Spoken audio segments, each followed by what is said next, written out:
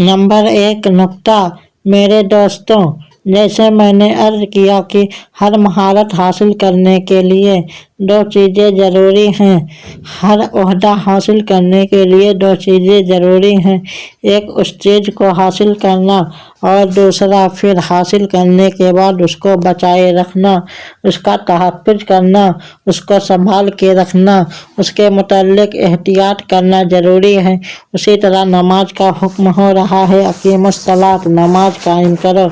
मेरे भाइयों, नमाज के लिए भी 2 चीज़ें ज़रूरी हैं।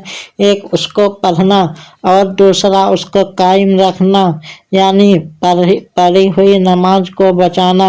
और अगर कोई बंदा नमाज तो पढ़ता है लेकिन बचाता नहीं है तो फिर उसका तो ये हाल है कि